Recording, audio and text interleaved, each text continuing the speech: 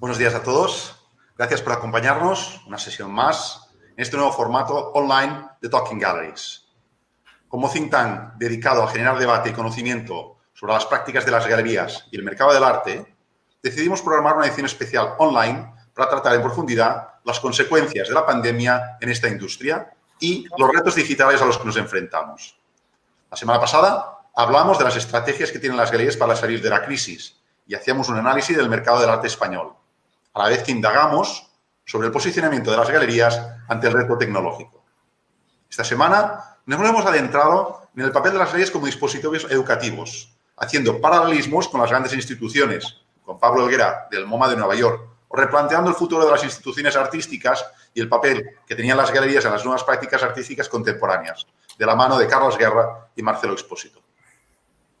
Hoy tenemos una sesión en la que queremos ampliar horizontes y lo vamos a hacer buscando inspiración en profesionales que tienen una sensibilidad especial para captar lo que pasa en el mundo del arte.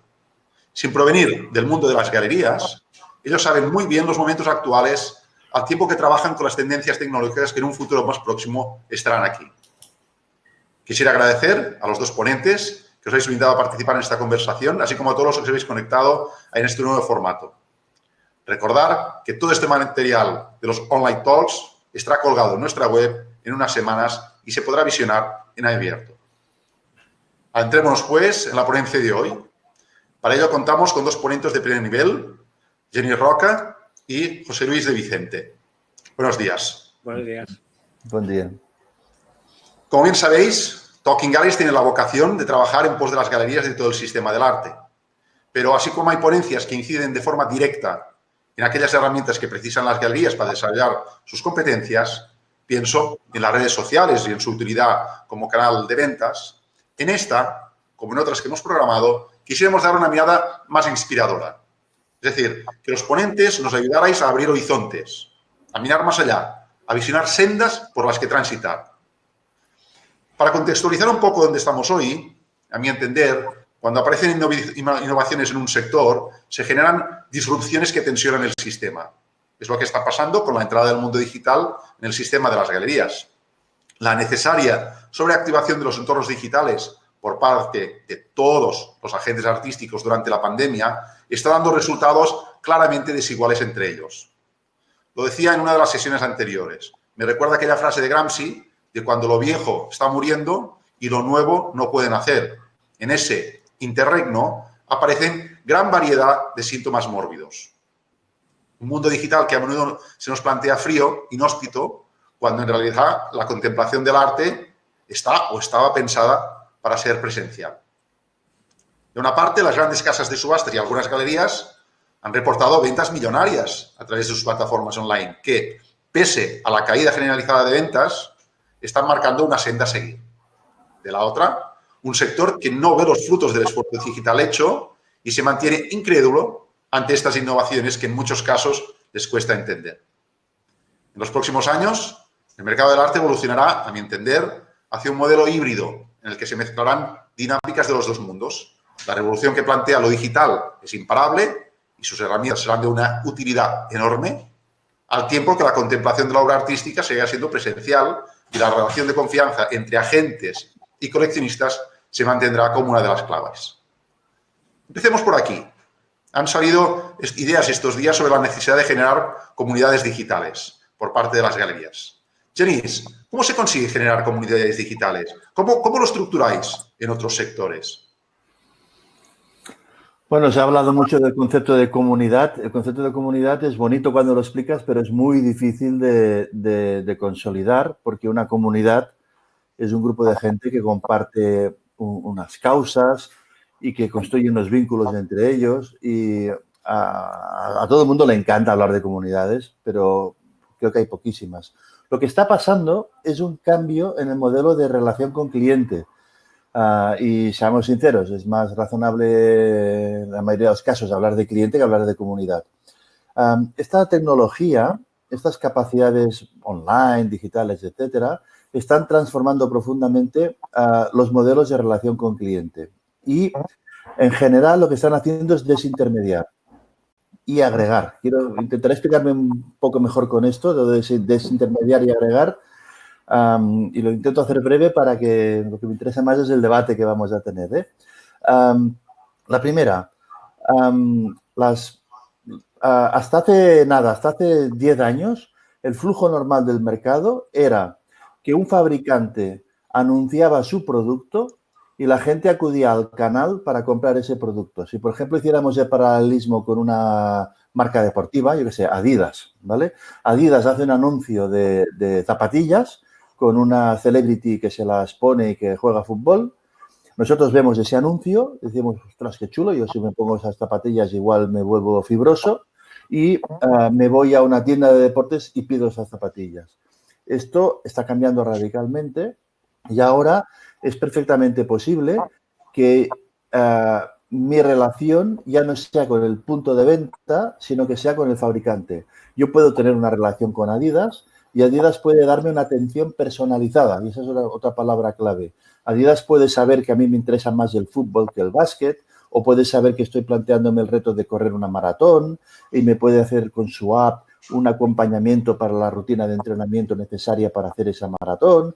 Y luego yo estoy construyendo una relación personalizada, continua y habitual con el fabricante. Esto es nuevo. Hasta ahora esa relación continua y habitual era con el punto de venta y el fabricante solo me hacía publicidad. En cambio, ahora tengo relaciones con el fabricante.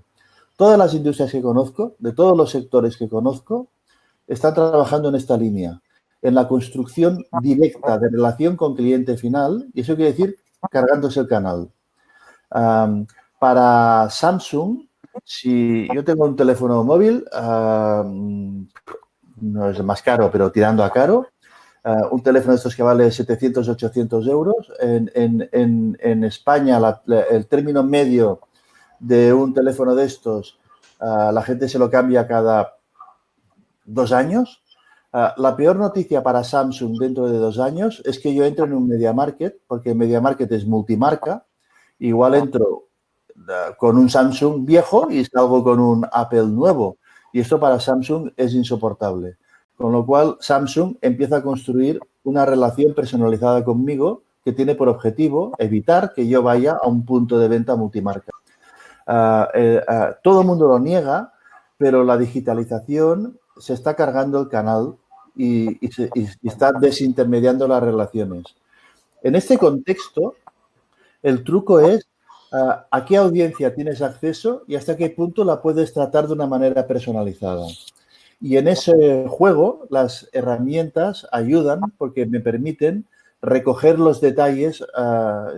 Yo no puedo tener la memoria de recordar si te gusta más el Barça o el Madrid de esa información de 800.000 usuarios. Luego empiezo a meterle bases de datos, empiezo a meterle algoritmos, que el mailing sea blaugrana o blanco. Lo hace el algoritmo. Yo solo he hecho 2 mails y luego el algoritmo lo dispara. Un tercer mail para los que no son ni uno ni el otro. Y ahí empieza a meterle software para gestionar una relación. Esa capacidad de software para gestionar una relación pide volumen, escalabilidad. Y con esto cierro esta primera intervención, si os parece. La sensación que tengo es que el mundo de las galerías es una atención personalizada artesana, no dotada de estos dispositivos, digásemos, con lo cual es un mercado terriblemente fragmentado y al digital le encantan los mercados fragmentados porque se los carga y podría ser que aparezca un player capaz de gestionar aparentemente de manera eficiente relaciones personales con 400.000 personas interesadas en arte contemporáneo catalán, por ejemplo, o expresionista. Y cualquiera de nuestras galerías, a duras penas, está gestionando una base de datos de 2.000, 2.500 contactos. Y ahí empieza a haber... Luego, hay quien dice que esos 2.000 contactos o esos 400.000 contactos son una comunidad. Eso me parece bonito de decir, pero por comunidad entiendo otra cosa, causas comunes, etcétera, y ahí no creo que se estén produciendo. Yo creo que son relaciones comerciales y esas relaciones comerciales ahora se pueden hacer a otra escala y a otro volumen, aparentemente muy personalizadas. No sé si me explico. Hablabas de agregación también, ¿no? Sí, porque es esa idea de que si tú eres una tienda de deportes que estás gestionando 800 personas de tu barrio que les gusta jugar a básquet, Nike es capaz de gestionar lo mismo para 8.800.000 personas. Y al digital le gusta el volumen. Si yo voy a meter algoritmos y software, ese algoritmo y ese software va a trabajar igual si son 100 personas que si son 1.000, solo que si son 1.000, el coste se ha reducido de 100 a 1.000. Si yo tengo un software para gestionar públicos y estoy gestionando 1.000 personas, o yo tengo un software, una lógica, una metodología y por lo tanto un software para gestionar públicos y soy capaz de llegar a 1.000.000, aumento radicalmente mi competitividad, mi ratio de coste por usuario, digásemos, ¿no? Y además, en un mundo de datos y de algoritmos, etcétera, si tengo una base de datos de 1.000.000, mi sistema aprende más y mejor, segmenta más y mejor que si tengo 1.000. Luego, esta es una... no quiero parecer simplista con esto y lo puedo desarrollar mejor ahora en el turno de preguntas, pero la tecnología actual para relacionarse con los mercados tiende a priorizar el volumen y la desintermediación. Y es especialmente feroz en los mercados fragmentados. El mundo de las galerías es un mercado muy fragmentado y es terreno propicio para alguien que agregue diferentes audiencias con inteligencia de mercado masiva. Al tiempo que una de las bases de este mercado es la relación de confianza que se establece entre el galerista y el coleccionista. Pero en los entornos digitales eso es un poco más complicado de generar. ¿Cómo se fundamenta una relación de confianza desde lo digital? ¿Cómo deben los galeristas trabajar con sus clientes desde el entramado digital? A ver, dos respuestas. Uno sobre si lo digital es frío o no es frío. Digital no tiene nada de frío. ¿Cuántos de vosotros conocéis a alguien que se ha enamorado por Internet y que tiene una relación de pareja perfectamente normal con esa persona? Internet es un espacio donde depende de las capacidades de cada uno y es un espacio donde la gente se enamora, juega, delinque. Es un espacio perfectamente viable para cualquier tipo de relación. No le veo problema. No, yo prefiero una cerveza. Tú prefieres una cerveza con los que tienes cerca, pero ahora con la pandemia se ha demostrado gente que te pilla lejos y gracias a esta tecnología se sienten amados, queridos, cuidados. Esta no es una tecnología fría y todo lo que pasa alrededor de las relaciones de pareja lo demuestra. La confianza es un atributo muy interesante y nosotros lo vinculamos a tecnología y no tiene nada que ver con la tecnología. Antes de la introducción, Yusia, has hablado de que Sotheby's o Christie's han hecho ya algunas operaciones de compraventa realmente importantes porque su marca tiene prestigio. No porque su plataforma tecnológica es guay, sino que la confianza no tiene nada que ver en este caso con tus capacidades tecnológicas, sino con los atributos con que has conseguido dotar a la marca. Este es otro factor que hace vulnerable a lo fragmentado. Christie's es una marca global, Sotheby's es una marca global, tu galería de la calle Aragón en Barcelona no es una marca global.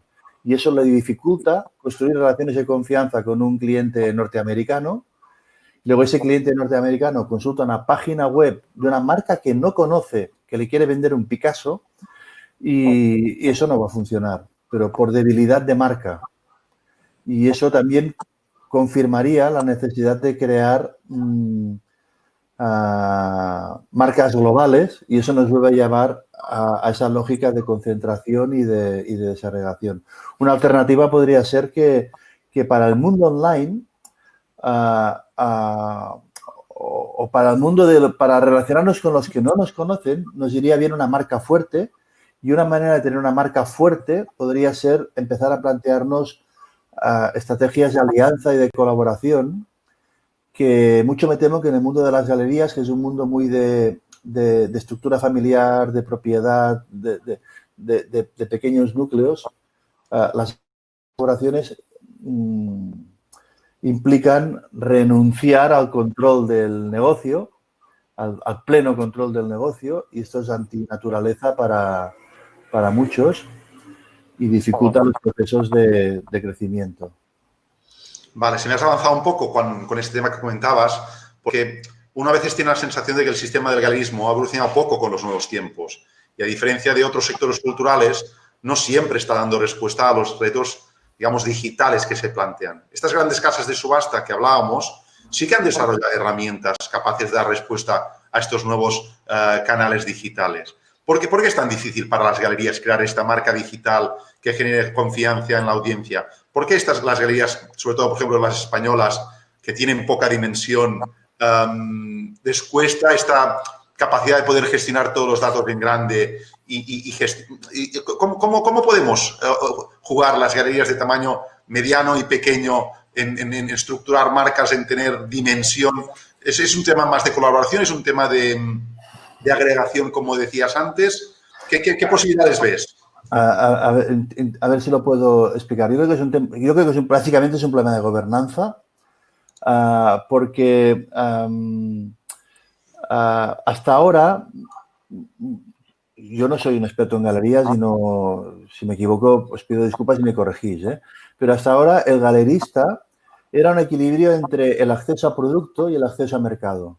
Conozco gente que está dispuesta a comprar arte y tengo acceso a fondos de arte de la gente que los quiere vender. Es lo más parecido a una inmobiliaria, ¿sabes? Conozco gente que tiene pisos, conozco gente que quiere comprar pisos. Es un intermediario. La gestión de públicos, la gestión de audiencias, me parece que es muy artesana. Luego, si esto fuera otro tipo de industria, por ejemplo, cuando alguien quiere comprar una empresa, ¿qué valora? Valora el fondo de negocio, el volumen de negocio, perdona, la facturación, cuánto factura este negocio, el fondo de mercado, el acceso al cliente que puede tener y el equipo. El fondo de mercado, el acceso al cliente, en este negocio está muy mal estructurado. Si el propietario galerista abandona el negocio se va al carajo, porque la relación con clientes no es un activo del negocio, es un activo personal de esa persona. Hay negocios en los que cuando el comercial, el viajante, lo deja, al irse se lleva el 40% de los clientes, porque los clientes tenían la relación con ese comercial. Creo que eso es bastante habitual en el mundo del galerismo, y eso hace que el acceso al cliente, el conocimiento del cliente, en el fondo, no sea un activo estructurado de la compañía.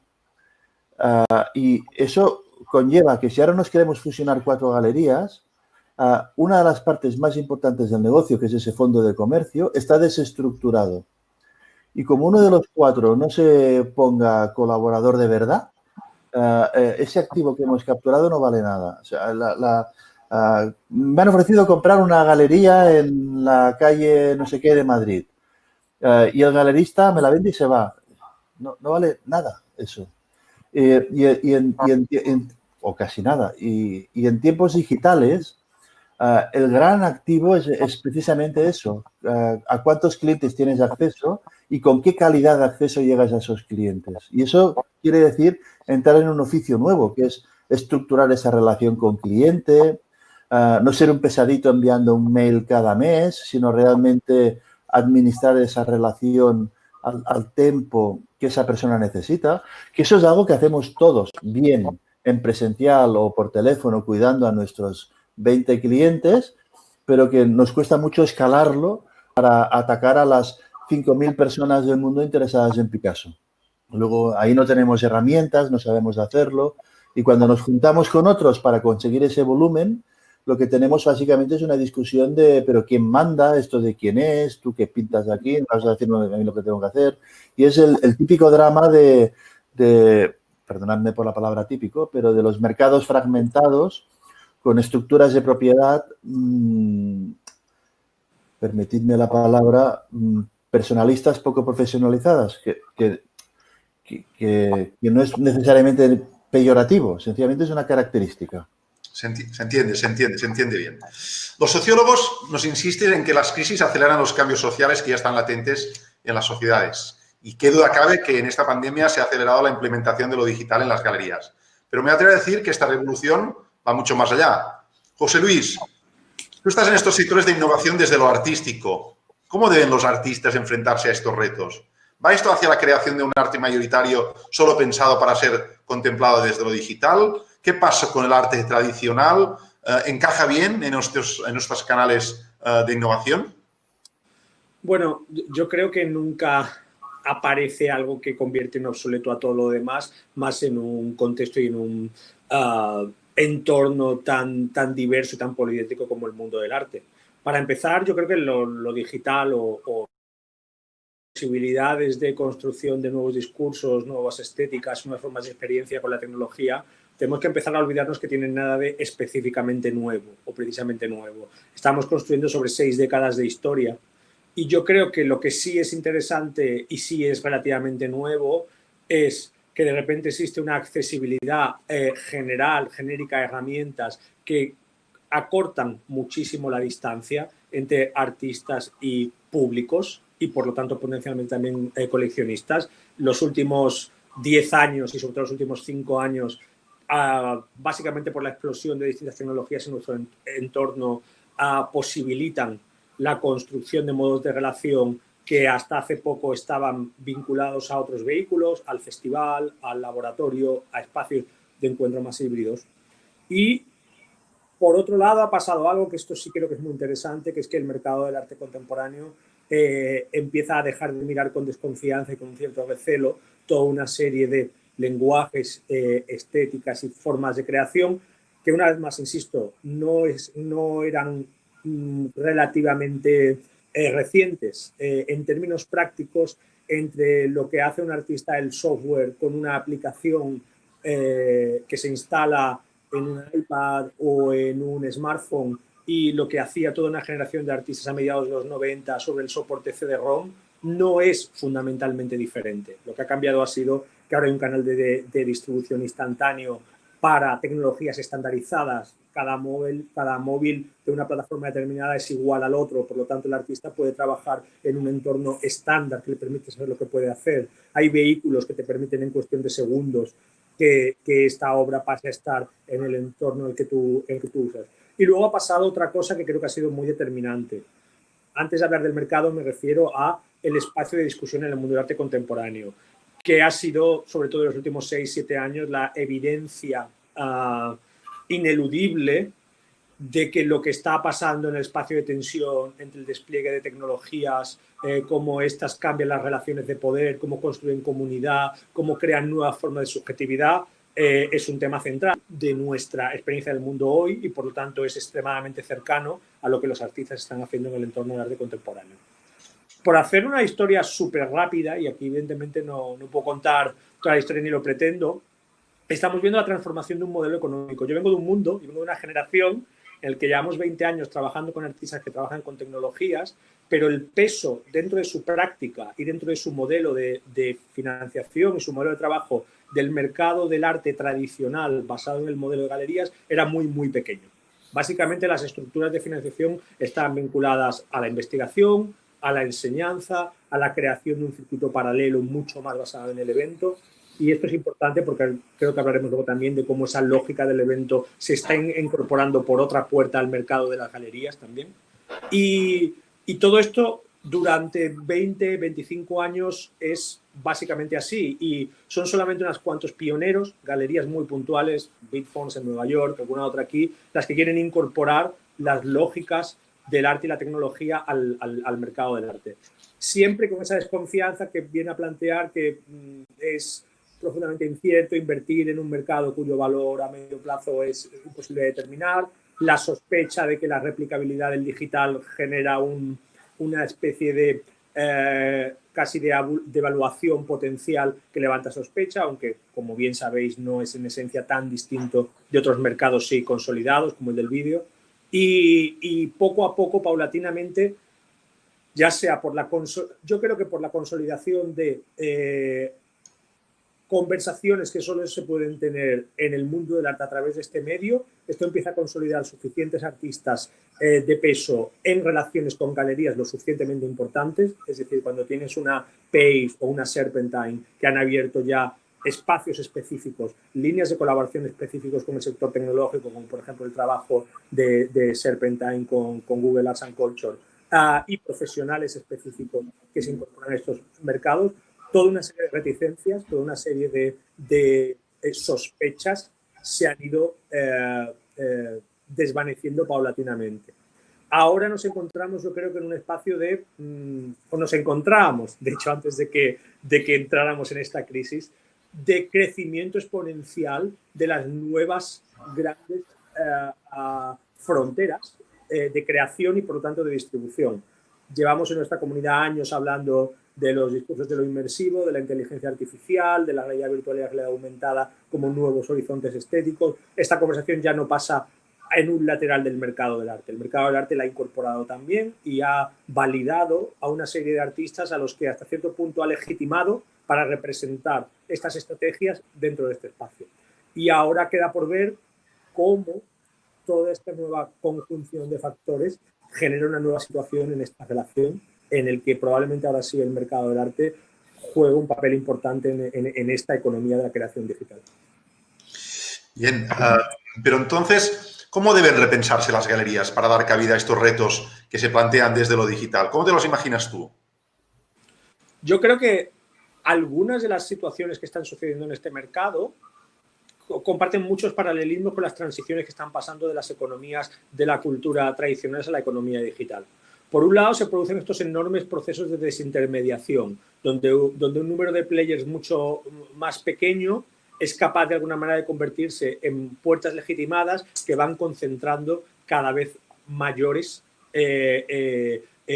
porcentajes del espacio de ese territorio. Y hay evidentemente en marcha intentos de hacer esto. Un artefacto, por ejemplo, del que a mí me interesa y hemos hablado es cuál es el App Store del arte. Es decir, el portal digital legitimado por el cual los creadores de obras de arte cuyo soporte es el software quieren llegar o quieren trabajar en un modelo no consistente en crear ediciones muy limitadas, vendidas de manera, digamos, muy personal, sino crear un modo de relación donde tú nunca llegas a conocer a tu comprador, donde las transacciones pasan de manera automática a través de un portal seguro, autorizado, que ambas partes certifican como este, donde hay unos mecanismos de estandarización tecnológica, porque aquí sí hay algo importante o hay una especificidad importante.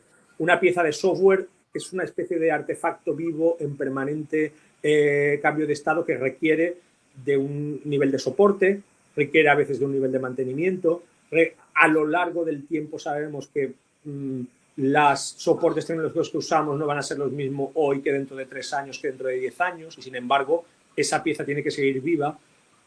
Puede ser que muchas de estas cargas son complejas de asumir a nivel individual por agentes pequeños. Así que todo apunta a la lógica de crear espacios de agregación que cumplen todas estas funciones de golpe.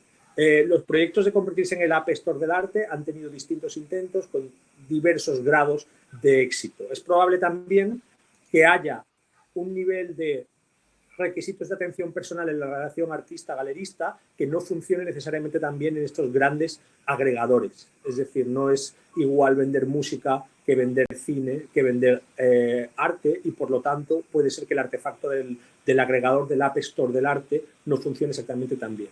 Esto creo que genera oportunidades y posibilidades para crear ese marco diferencial en las galerías como agentes que no operan desde esos parámetros y que, aunque si bien pueden tener dificultades para resolver problemas específicos como estas cuestiones de mantenimiento, de durabilidad, sí pueden construir otra clase de relación muy directa. Y no son el único espacio del coleccionismo en el que pasa. Antes estabais hablando de confianza.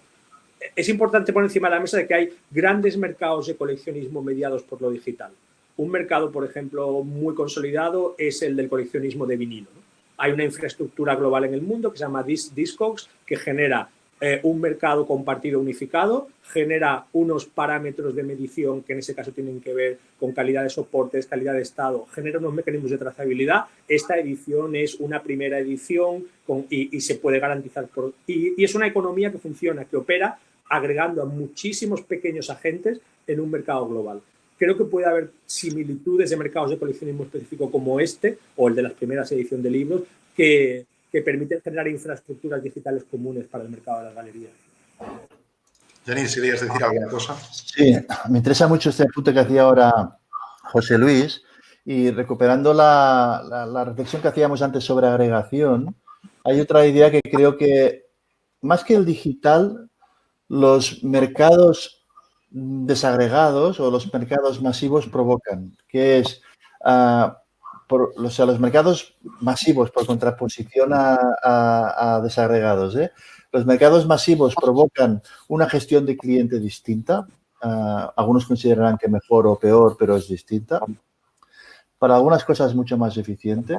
Pero provocan otra cosa, que es que esas apuestas pretenden construir una relación de confianza con nosotros y construir una relación más o menos recurrente. Eso es un bien muy escaso, no en el digital, en el mundo. O sea, la cantidad de marcas que ahora están aquí con la música que quieren tener una relación conmigo, va a ser insoportable y mi capacidad humana no da para tener tantas relaciones. El fabricante de ropa deportiva quiere tener una relación conmigo. El fabricante de automóviles ya dice que no es, tiempo al tiempo, que no es un fabricante de automóviles, sino mi partner para solucionar mis problemas de movilidad. Todo el mundo quiere tener una relación conmigo. Incluso el ayuntamiento quiere tener una relación conmigo.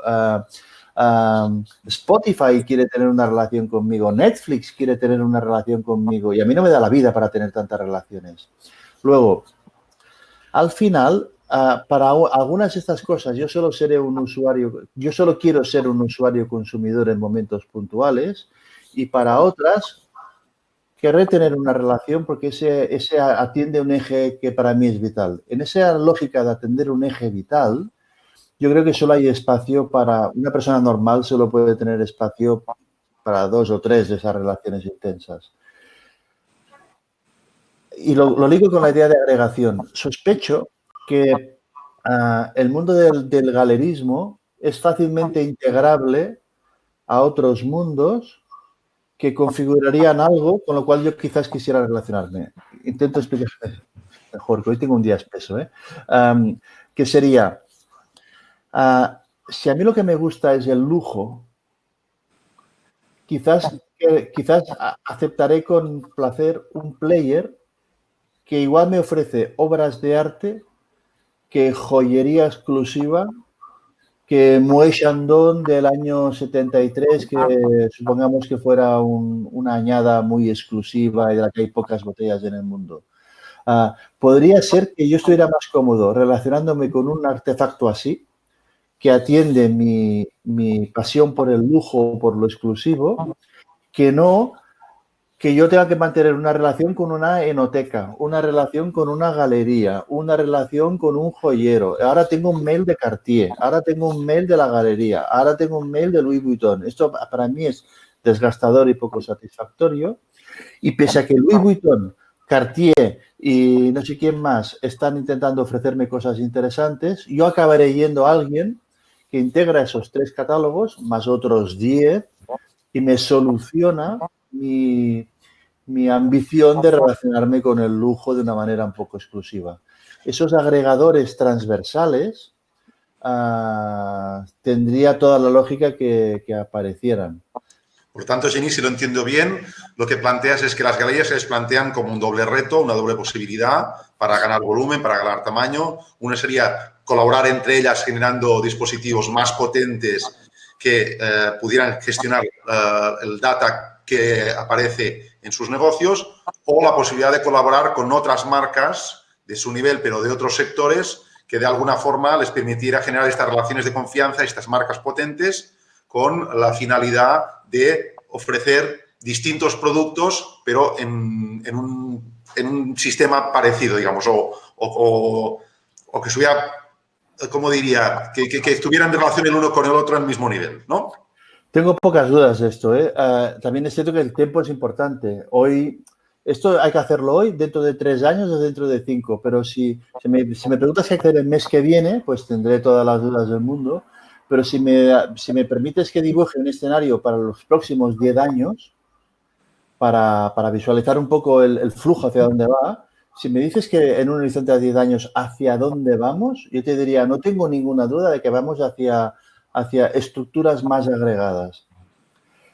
Creo entender, porque también tengo mi realidad y mi contexto, creo entender que una reacción casi inevitable de la mayoría de los que estamos de un galerista, por ejemplo, sería: esto es impersonal, esto es masivo, yo seré un artesano, etcétera. Vale, pero no pretendas heredar tu negocio a tus nietos, porque después de ti no va a quedar nada.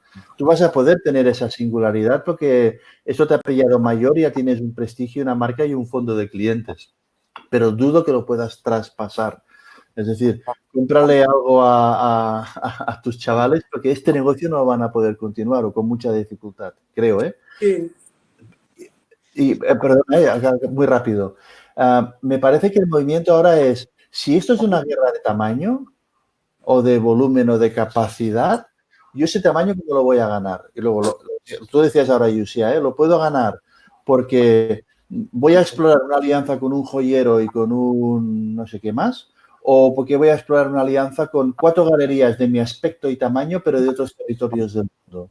En cualquiera de los dos modelos, lo que hay es un reto de gobernanza y de actitud del management. De hasta qué punto es indispensable ser el que manda o puedo entrar en una lógica de colaboración. Es un sector llamado a aprender a colaborar, que me temo que no es habitual. José Luis. Sí, fíjate, sin embargo, Genís, yo creo que es interesante ver cuáles son las dificultades de la agregación en niveles de escala, ¿no? Porque al final los mercados tienen especificidades, ¿no? Y las comunidades que generan una determinada forma de operar tienen atributos que otras no tienen.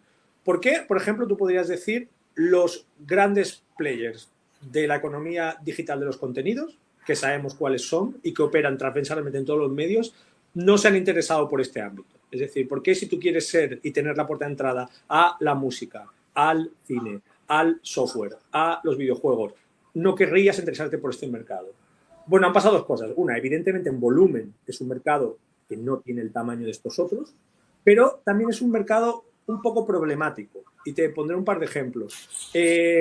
La explosión del App Store de Apple, por ejemplo, generó toda una explosión de entusiasmo en la comunidad de los artistas digitales, porque, vale, aquí hay un posible método estandarizado de distribuir nuestro trabajo, de saber que hay una base instalable. Repito, esto es muy importante, la aplicación que te voy a vender tú te la vas a descargar y va a funcionar porque yo sé cuál es tu dispositivo y no hay ninguna variabilidad ahí.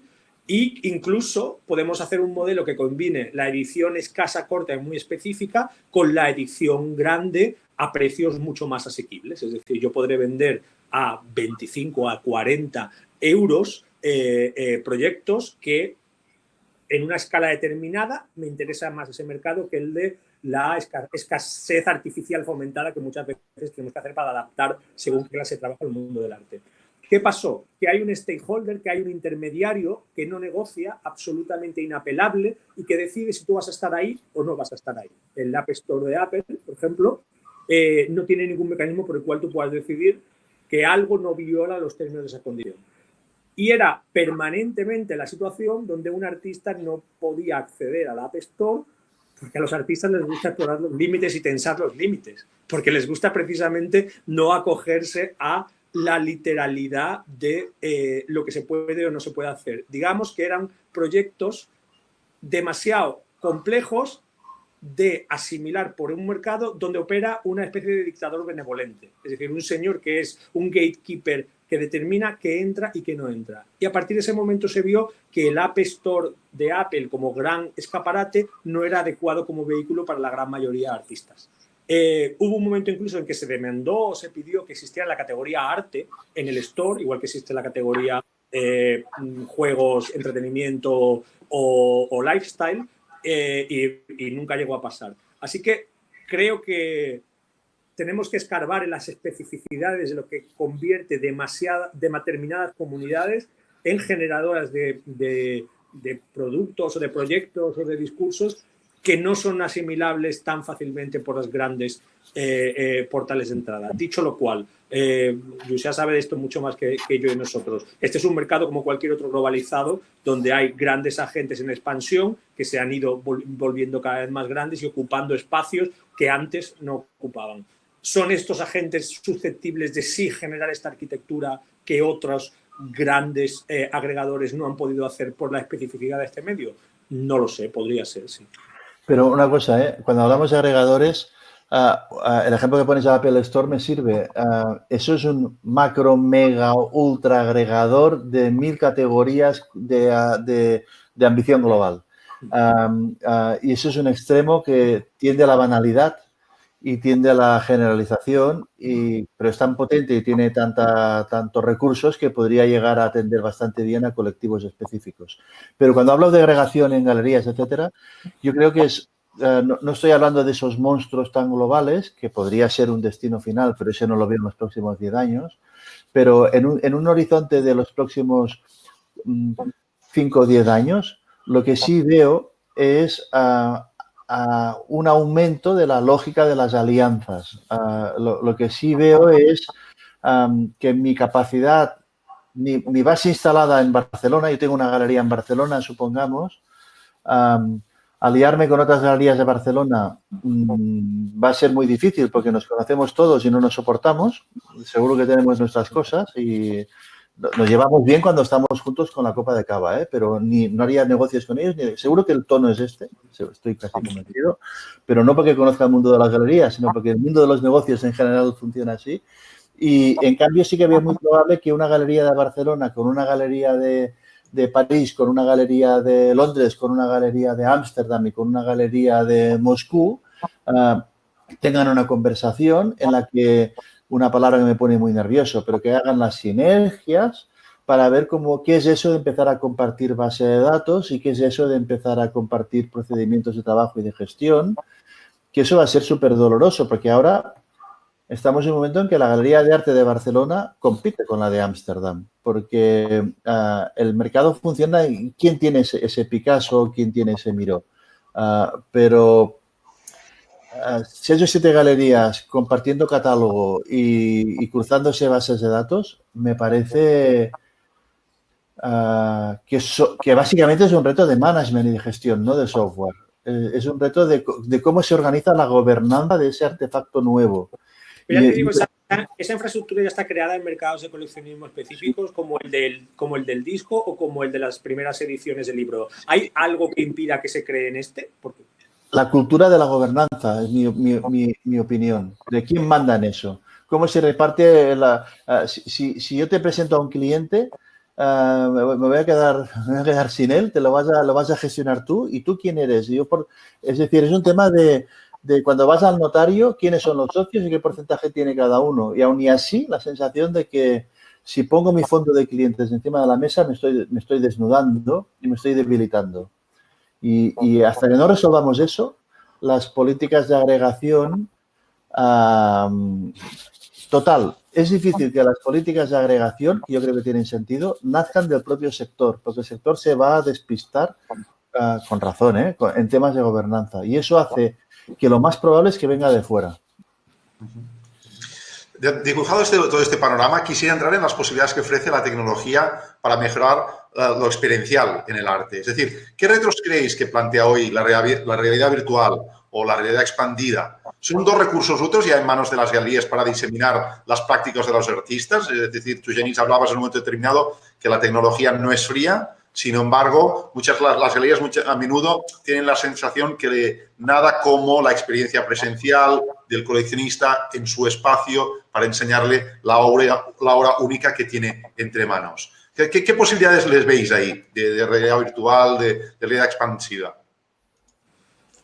Durante el confinamiento ha habido como una explosión de experimentación en proyectos de presencialidad simulada, por decirlo de alguna manera, ¿no? Como forma de intentar resolver las dificultades del momento.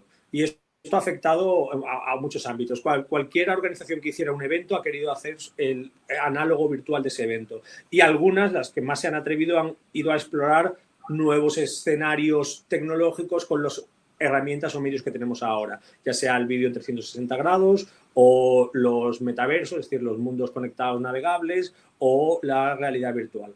Yo tengo la sensación de que estas experiencias y estos canales, como cualquier otro medio, tiene sus especificidades y no sustituye a otro. Es decir, no es la solución para arreglar las carencias de lo que ahora no podemos hacer, como por el encuentro presencial. Algunas de ellas tienen grandes problemas y grandes cuellos de botella. En Sonar, por ejemplo, en Sonar +D, el proyecto en el que he trabajado en estos últimos 8 años, la realidad virtual ha sido un contenido habitual. Hemos tenido una sección específica, probablemente fuimos el primer agente en España en dedicarle atención a las nuevas escenas de creación para realidad virtual, y son tecnologías que requieren de mucho soporte, que de una curva de aprendizaje todavía importante, son muy desiguales en cuanto a la experiencia, es decir, hay gente que es capaz o de alguna manera que se siente cómoda con ellas y otros que no, o sea, hay curvas de aprendizaje que no se superan, y tienen su propia serie de retos. Por ejemplo,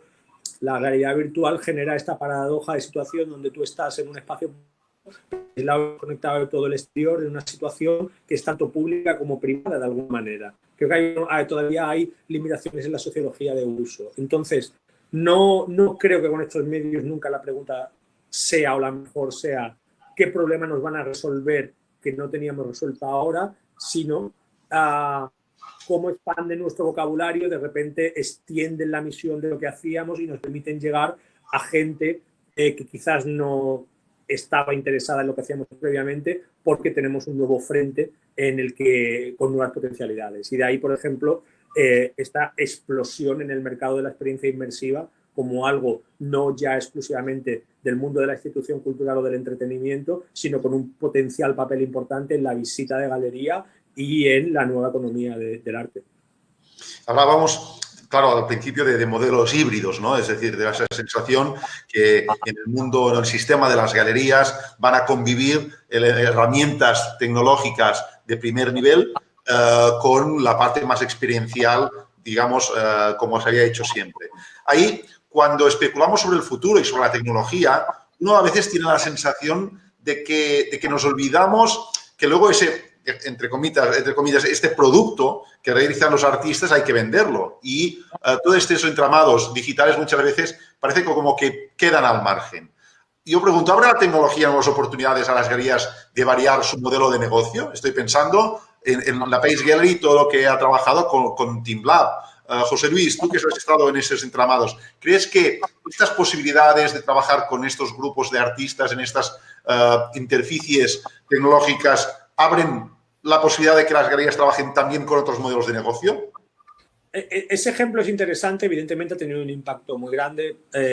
El caso de TeamLab, la emergencia de un agente que es un enorme estudio de interacción y que en un momento determinado podría haber parecido que su espacio natural era la economía del entretenimiento y sin embargo ha encontrado un espacio en la economía del arte contemporáneo a través de las galerías. Básicamente, para quien no conozca el ejemplo, TeamLab es un gran colectivo japonés que realiza grandes experiencias inmersivas creando sistemas de proyección muy sofisticados, y ellos han decidido no existir solamente en el mercado de sus grandes espacios abiertos, en los que muchas veces, esto es importante, se dirigen a grandes públicos que ni siquiera tienen muy clara la percepción de si ese espacio es una galería, un museo o alguna clase de parque temático. Es decir, hay una especie de casi ambigüedad deliberada ahí, y de si el creador del contenido es un agente artístico o una corporación del entretenimiento. Este es un modelo que es muy específico y que no vale para todo el mundo y que no es necesario que valga para todo el mundo. Pero lo que sí hemos visto, por ejemplo, es la consolidación de relaciones entre artistas, estudios artísticos determinados e instituciones culturales para crear grandes experiencias que requieren de una inversión importante y que generan casi lecturas operáticas. De alguna manera me parece que a veces tienen más en común de ir a la ópera que en haber ido a una galería por la escala, por la ambición y por la visceralidad de la experiencia. Estoy pensando en proyectos de mucho éxito como Random International, la Rain Room o las últimas trayectorias de grandes exposiciones de la Furelia. Entonces, La intuición que ha ido surgiendo es que esta economía del producto necesita ir acompañada de una economía del servicio o más bien una economía de la experiencia, que es la palabra que está en el centro de todo hasta hace muy poco. Y por lo tanto abre el frente de, ¿tienen es el modelo en estos lenguajes exclusivamente que todo el mundo entra a la galería, hace una experiencia y hay una parte muy pequeña y muy específica del público potencial que puede permitirse pensar en un mercado de compra, o tiene sentido un modelo de ticketing y un modelo de event que introduce a las galerías en el espacio de las experiencias culturales y las acerca más a su modelo de financiación? El proyecto de Pace, una de las grandes galerías más grande del mundo, que ahora se llama Superblue, es el de abrir espacios experienciales basadas en el ticketing. Y he oído por ahí, quizá un poco irónicamente y con una cierta sorna, que si el modelo de galerías como Pace hasta ahora estaba dirigido al 1%, pues ahora lo quieren complementar con un modelo dirigido al 99%. Y evidentemente esto solamente es posible dado los niveles de inversión que algunas de estas experiencias requieren con un modelo de financiación híbrido y diversificado. Iba a ir todo lo de Team Lab por la paradoja que parece ser que cuando empezaron a trabajar con Pace les dijeron algo así como ¿cómo es posible que dejen entrar a la gente en las galerías sin pagar un precio por pequeño que esto sea, ¿no? Ante esa disyuntiva, lo que se plantea es un modelo de negocio distinto y parece que por el número de visitantes que nos reporta Pace, los ingresos son realmente importantes.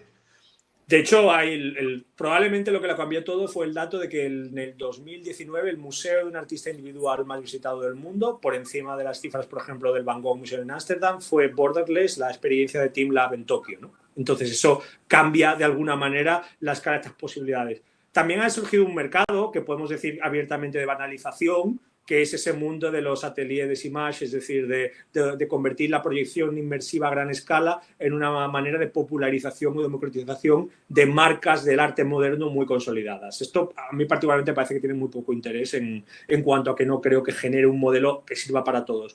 Pero la creación de espacios de exhibición de financiación híbrida, o financiación privada, donde ya no dependes de la lógica de la institución cultural que te respalde, que solamente son viables a un nivel a través de esa vía, es probablemente inevitable. De todas maneras, tampoco es nuevo del todo. Es decir, pienso en artistas, por ejemplo, que toda la vida han operado con un modelo híbrido de grandes producciones solamente financiables a través de instituciones públicas, bienales, etcétera, en el espacio público, por ejemplo, que financiaban con líneas de investigación que luego hacían básicamente un spin-off o casi que desgregaban en producto que sí tenía sentido en el mercado de galerías, ¿no? No sé, pienso en un artista como Rafael Lozano Gemer, que toda la vida genera un modelo híbrido de grandes espectáculos de proyección pública en el espacio público versus a producto para galerías, para coleccionistas en el mercado. Creo que aquí se está intentando como ensanchar el terreno de juego de ese espacio y que no caiga ya solo sobre la financiación pública de la cultura como fuente de financiación de esta clase de proyectos. Hay un tema que quisiera poner encima de la mesa, que son los viewing rooms, esos dispositivos que han suplantado a las ferias canceladas. Estoy pensando especialmente en los de Art Basel, que a tenor de lo que reportan los propios participantes fueron un poco fiasco. Ni eran interfaces sofisticadas capaces de atraer a los coleccionistas, ni eran plataformas eficientes para la venta. ¿Cuál creéis que pueden ser estas herramientas digitales en las visitas de los museos del futuro o de las galerías? Es decir, una cosa es diseminar el arte y la otra es generar plataformas de venta. Genís, que tú ahí que tienes mucha experiencia, ¿cómo se conjugan estos dos mundos? No, perdóname si despisto un poco la respuesta antes, pero hay algo que flota en el ambiente de la conversación que estamos teniendo y es como una dicotomía, ¿no? Es como si hubiera dos opciones. Hay dos opciones, las dos son buenas, las dos son interesantes, las dos están bien, pero creo que debemos decidir ya a por cuál de ellas vamos. Una es cómo consigo audiencia, cómo atraigo la atención del público a mi propuesta. ¿Cómo consigo que vengan a mi evento? ¿Cómo consigo que esa experiencia sea satisfactoria, etcétera? Y hay otra que es, me voy a ocupar de ti y me voy a relacionar contigo. Y eso son dos cosas distintas. Luego, hay una lógica de la galería entendida como espacio que se debe visitar o que se puede visitar, etcétera, que eso cae en una métrica de cuántas visitas hemos recibido, cuánta gente ha venido. Mira, José Luis, que somos amigos, ha comisariado exposiciones maravillosas que he tenido el placer de disfrutar, ¿vale? Y el promotor de esa exposición ha medido el éxito de José Luis por cuánta gente ha acudido a esa exposición. Y tienen un contador ahí que dicen, a la exposición de Big Bang Data han venido de momento 450.000 personas, porque ha rodado por el mundo, etcétera. Pero fíjate que 450.000 personas absolutamente anónimas, con las cuales no se ha construido ningún tipo de relación. Y eso no es fallo de José Luis, ¿eh?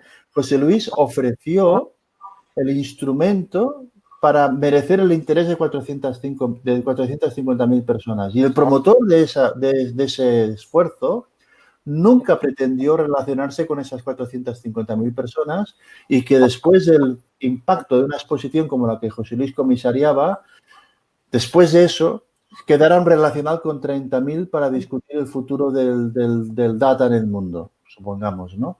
Luego, no había vocación de relación en el diseño no de la exposición, sino de cuál es nuestro rol ante la ciudadanía en el tema de... Luego, José Luis resolvió brillantemente el trasladar unos conceptos, en provocar un interés y una reflexión y en merecer unas visitas, etcétera, pero no hubo detrás... voy a poner otro ejemplo todavía más claro. Un periódico se esfuerza en preparar contenidos cada día, pero yo no le veo esfuerzo en relacionarse con sus audiencias. Me compras el periódico, lo lees y te espabilas, pero mi padre fue suscriptor de un periódico durante 20 años y cuando se murió el pobre, los del periódico no sabían si le interesaba el fútbol o no, y les importaba un carajo si les interesaba el fútbol o no. Ellos le metían 10 páginas de fútbol cada día. Hay una orientación a producto o hay una orientación a cliente. Yo creo que esa es una dicotomía que el digital la fuerza mucho. ¿Cuál es tu foco? ¿Producto o cliente? Pero si tu foco es cliente, eres servicio y tu materia prima son las relaciones. Si tu foco es producto, eres canal de distribución, etcétera, etcétera. Y eso yo creo que cambia los modelos de negocio. Y en esta conversación lo estamos... la tecnología, como te abre los dos frentes, yo creo que estamos surfeando por ahí, ¿no? De cómo ofrecemos una experiencia a los usuarios y, por el otro lado, cómo construimos una relación con los usuarios. Y yo creo que esos son dos genéticas diferentes. Y ante esta disyuntiva, ¿entendéis que las galerías pueden seguir haciendo lo que han hecho hasta hoy? Es decir, ¿tiene que cambiar la misión de las galerías? ¿Deben variar su posicionamiento estratégico? ¿Deben conjugar las dos? ¿Cómo entendéis que debe yuxtaponerse estas dos realidades?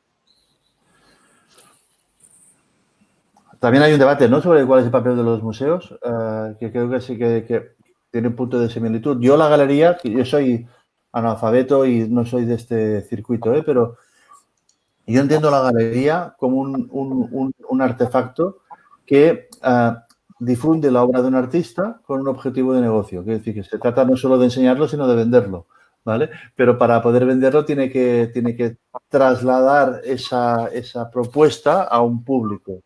Si eso fuera así, es un intermediario entre públicos y artistas. Y solo digo que la gestión de públicos hoy, gracias por ser positivo a la tecnología, puede tener otra escala y otra intensidad. Y que yo creo que no estamos trabajando ni con esa intensidad ni con esa escala. José Luis. Yo creo que teníamos el riesgo de lo que pensábamos creo que ni Genís ni yo procedemos del sector y por lo tanto no quiero hacer declaraciones o muy rotundas. Sí me parece interesante una cosa, que ahí casi te devuelvo la pregunta, Yusia, que es que estamos todo el momento en esta conversación pensando en una especie de coleccionista ideal, una especie de imagen de una persona que por un conjunto de intereses y pasiones tiene una relación muy directa con la galería, pero hay una parte muy importante del mercado que no es exactamente esa figura. Son fondos públicos, son instituciones y colecciones de centros, son fundaciones, ¿no? Es decir, creo que estos agentes tienen otra clase o pueden tener otra clase de condicionantes a la hora de establecer su relación con el mercado y su relación con los galeristas como intermediarios. Y probablemente sí están más predispuestos para mecanismos de mediación e intermediación, mecanismos de validación y certificación, maneras, digamos, que dependen menos de esa relación directa que se construye en el espacio casi semi-íntimo de la relación galerista-coleccionista. No sé este mundo cómo cambia en una posibilidad de un escenario de un mundo más distribuido, menos presencial, con relaciones establecidas en escalas diferentes, que sí son más análogas, por ejemplo, a la idea del artefacto viewing room como sustituto del artefacto galería presencial, relación entre dos partes iguales. Sí, indudablemente. Nosotros cuando hablamos del coleccionismo en términos generales nos referimos que a esta escala de galerías pequeñas y medianas mayoritariamente lo que tienen son un tipo de compradores que no son entidades públicas, sino que mayoritariamente son particulares que les compran. Y esto es solo, digamos, un poco para clarificar este tema. Yo creo que hay, tú has sacado algunos temas en relación a la migración de contenidos, también de la obra de los artistas, de cómo esto encaja con la misión de las galerías y cómo este sistema se estructura ahora y en los próximos años. Para nosotros, desde Talking Galleries, lo que nos parece es que es muy interesante repensar este sistema, no tanto desde insiders que tienen una mirada de lo que ya se está haciendo, sino sobre personas que precisamente lo que están pensando es más allá del sistema de las galerías, sino que piensan desde otros sectores. Por lo tanto, me gustaría ir cerrando la conversación de hoy pidiéndoos alguna idea fuerza, digamos, que saquéis de la conversación y que creáis que puede ser aplicable al trabajo de las galerías en los próximos años. Yo quisiera hacer un comentario, a ver si ayuda. No es obligatorio ser digital. Hay vida sin el digital, digamos. Tú puedes ser una galería de arte en Barcelona y disfrutar tu trabajo y hacerlo bien y tener la recompensa de mercado. Yo no le veo problema. Solo digo que si por alguna razón exploras el digital, necesitarás volumen. Luego, tus esfuerzos en digital deberían ir acompañados de estrategia de volumen. Y en mi humilde opinión, las estrategias de volumen son una discusión de gobernanza y es una conversación de alianzas y colaboraciones. O eso, o tienes mucha pasta y vas a ser ese player que el mundo espera, ¿vale? Pero no quisiera parecer ni enamorado de lo digital, ni determinista, ni tecnoalcohólico. Apoyo. Yo mismo estoy invirtiendo en proyectos editoriales papel que no tienen nada digital, no tienen ni Twitter. Y me parece que hay un espacio para hacer cosas muy interesantes en lo clásico y analógico. Y celebro pensar que esas cosas siguen sucediendo y se siguen haciendo. No estoy haciendo un brindis por lo digital y morid si no vais a hacer esto. Solo digo, si en tu reflexión, en tu estrategia, contemplas lo digital, oriéntate a la escalabilidad rápidamente. Por ejemplo, yo si fuera una galería de mi ciudad de Barcelona y antes me preguntabas qué papel juega la realidad virtual, los proyectos inmersivos, etcétera, yo no haría esas inversiones y esas exploraciones si no tengo al lado un plan de volumen para poder amortizar eso con mayores audiencias, con más mercados y con más competitividad. Pero incluso, ¿harías una web con carro de la compra y que la gente me pueda comprar por aquí, etcétera? Si no hay un plan de volumen, yo haría una web digna y pondría, si quieres algo me llamas o me escribes, pero no me metería ahí en un e-commerce y tal. Si me meto en una inversión digital, lo acompaño de un plan de crecimiento. Y para mí una cosa va con la otra. Pero es verdad, Genís, en algún momento me has comentado que en 10 años vista parece que el comercio en todos los sectores va a evolucionar de una forma radical y, por tanto, es necesario también para las galerías ponerse al corriente de cuáles van a ser los nuevos modos de compra. Y luego hay dos actitudes ahí. Si quieres explorar eso del volumen porque quieres formar parte de esa nueva partida, que yo creo que sin lugar a dudas en algún momento sucederá, si quieres formar parte de esa partida, yo diría que hay dos tesituras. ¿Eres el promotor de algo o estás atento a cuál de esas cosas que van a pasar te incorporas?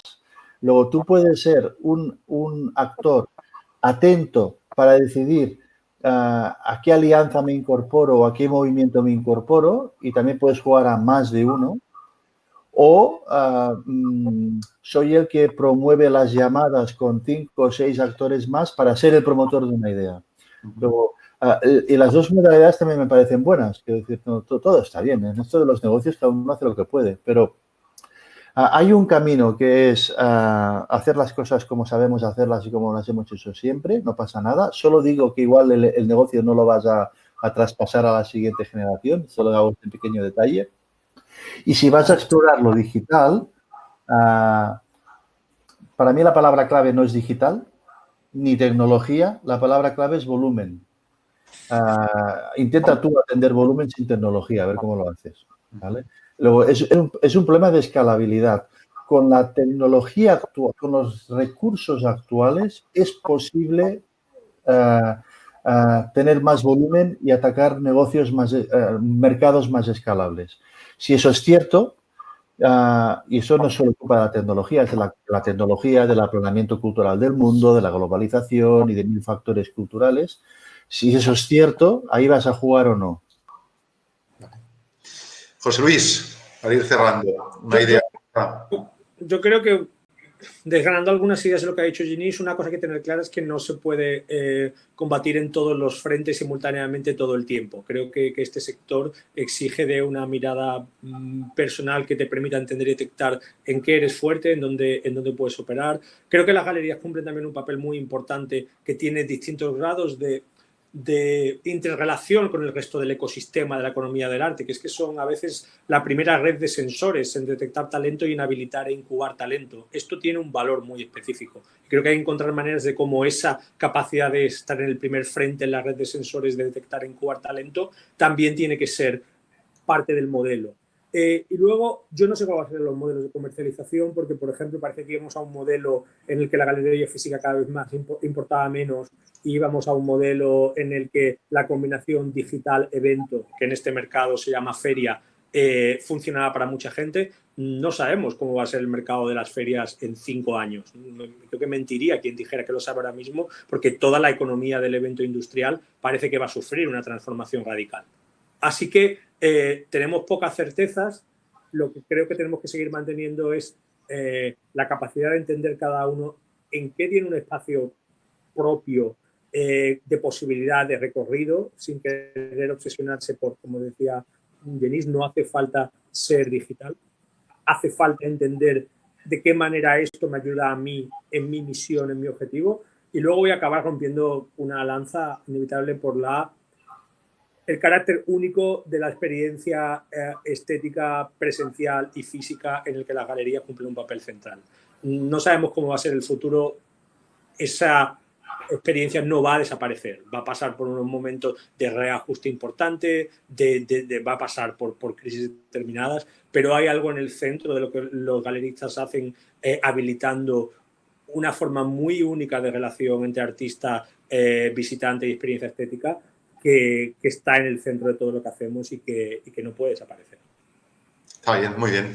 Pues como cierre quisiera agradeceros vuestra participación en esta sesión de Talking Galleries Online. Han salido muchas ideas, algunas pienso que muy útiles, que pueden ser muy inspiradores para otros galeristas ante este reto que nos plantea lo digital. Genís, José Luis, muchas gracias. Gracias. La semana próxima continuamos con más sesiones de este Talking Galleries Online. Lo hacemos abriendo las sesiones en inglés con Digital Solutions in the Face of COVID-19. el director de Gagosian de Nueva York, con Marina Ruiz de Sotheby's Londres, con la directora de Online de Zerwitz Girner, Elena Soboleva, y el martes nos plantearemos el futuro de las ferias de la mano de Mark Spiegler, director global de las ferias de Art Basel, que Georgina Ada me entrevistará a las 5 de la tarde. A todos muchas gracias y hasta la próxima semana. Gracias. Hasta luego.